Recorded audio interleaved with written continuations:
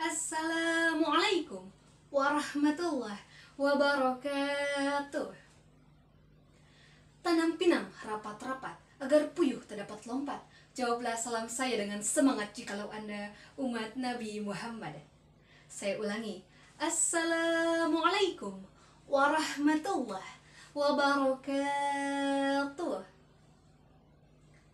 Alhamdulillahirrabbilalamin. Wabihi nasta'inu ala umurid dunia waddin. Wassalatu wassalamu ala asrafil anbiya wal mursalin. Wa ala alihi wa sahbihi ajma'in. Amma ba'du. Rabbi israhli sadri wa yassirli amri wahlul uqdatam min lisani yafqahu qawli. Dewan juri yang saya takzimi, para pemuda, pelopor kebangkitan kemenangan umat. Segala puji yang tak pernah henti hanyalah milik Allah yang maha suci. Senandung rindu yang tak pernah layu hanyalah milik Allah yang maha tahu. Segenap sanjung hanyalah milik Allah yang maha agung. Salawat berbingkai salam marilah kita sanjungkan kepada mahkota alam. Pelipur lara di kala duka, penyejuk kolbu di kala rindu, penenang hati di kala tersakiti, yakni Habibana wa Nabiyana wa Rasulana Muhammad Sallallahu Alaihi Wasallam. Pada kesempatan yang berbahagia ini, izinkanlah saya Astri Gustiani Dewi dari Politeknik Pembangunan Pertanian Bogor akan menyampaikan tausiah yang berjudul Membangun Moderasi Beragama ala Muslim Milenial. Sahabat fillah, sebagaimana kita ketahui, negara Indonesia merupakan negara multikultural. Bangsa ini memiliki masyarakat yang beragam, agama, suku, etnis, ras, golongan, dan lain sebagainya. Menurut hasil sensus penduduk Indonesia tahun 2018, 86,7% dari 267.670.543 jiwa penduduk Indonesia merupakan pemeluk agama Islam.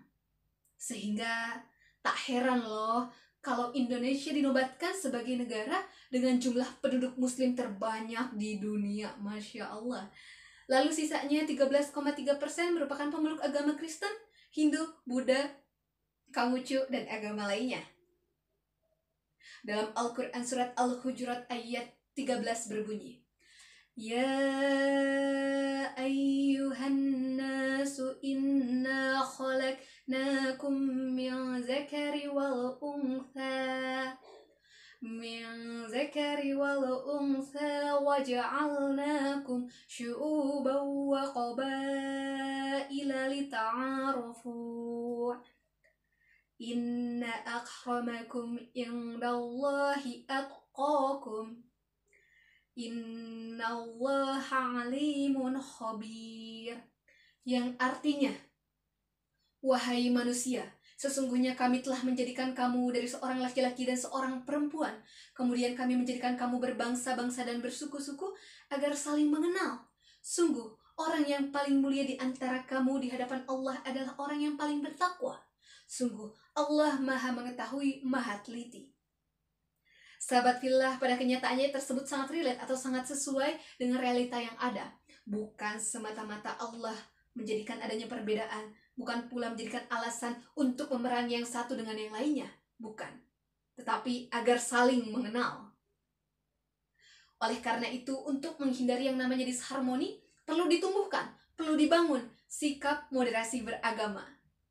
Lalu, apa itu moderasi? Moderasi berasal dari bahasa Arab, yaitu wasat atau wasatiyah. Orangnya disebut wasit. Kata wasit ini memiliki 3 pengertian. Yang pertama, perantara. Yang kedua, pelerai. Yang ketiga, pemimpin di pertandingan.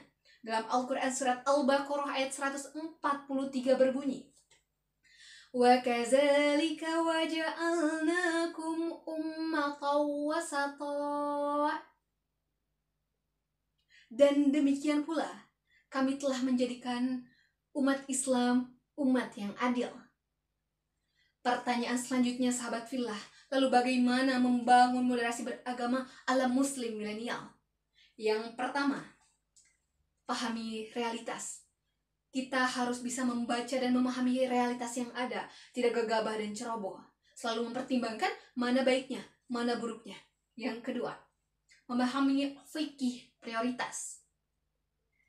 Sebagai umat muslim, kita harus mengetahui ajaran Islam mana aja nih yang termasuk wajib, sunnah, mubah, makruh, sampai haram. Yang ketiga, memberikan kemudahan orang lain dalam beragama. Pada suatu ketika ada sahabat Rasul yang mendatangi Rasulullah.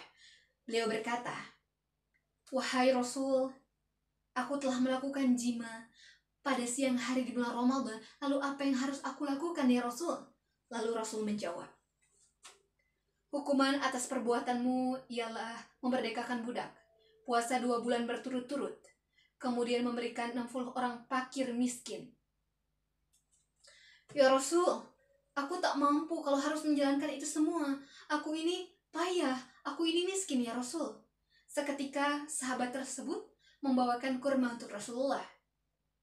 Lalu Rasulullah berkata, "Sedekahkanlah kurma tersebut kepada orang yang paling miskin." "Wahai Rasul, akulah orang yang paling miskin ya Rasul." "Kalau begitu, sedekahkanlah pada keluargamu sebagai kifarat atas perbuatanmu." Masya Allah, selalu ada kemudahan dalam beragama, karena agama Islam adalah agama yang mudah. Fa inna ma'al usri yusra. Sesungguhnya setelah ada kesulitan, ada kemudahan. Quran Surat Al-Insyirah ayat 6. Yang keempat, memahami teks keagamaan secara komprehensif. Misalnya, memahami teks tentang jihad harus secara utuh, tidak boleh setengah-setengah, agar kita tahu maknanya dan tidak salah paham. Sehingga kita tahu maknanya nih, kalau jihad itu bukan hanya sekedar berperang, tapi maknanya luas dan beragam tergantung dengan konteksnya. Yang kelima, bersikap toleransi. Helen Keller said, the highest result of education is a tolerance. Saya juga selalu mengingat perkataan dari almarhum Bapak Kiai Haji Abdurrahman Wahid, atau yang biasa kita sebut Gus Dur. Beliau pernah berkata seperti ini, makin cerdas seseorang, makin besar empatinya untuk mentolerir perbedaan. Sahabat fillah, kita sebagai generasi muda, calon pemimpin di masa yang akan datang, marilah kita bersama menjaga keutuhan, menjaga kerukunan, menjunjung tinggi toleransi antar umat beragama yang sejatinya akan memperkuat negara kesatuan Republik Indonesia yang kita cintai menjadi lebih baik lagi. Terlebih di bulan Ramadan nih sahabat fillah. Bulan suci, bulan penuh barokah, bulan kasih sayang, bulan pendidikan untuk kita lebih belajar moderat, yaitu menjadi anggota masyarakat yang berinteraksi dengan sesama, kemudian taat hukum bersama.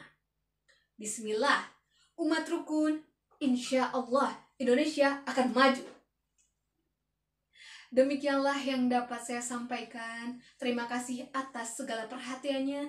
Mohon maaf apabila ada kesalahan dan kealpaan. Akhir kata, hidup sendirian tanpa kekasih. Cukup sekian dan terima kasih. Wallahul muwafiq ila aqwamit thoriq. Wassalamualaikum warahmatullahi wabarakatuh.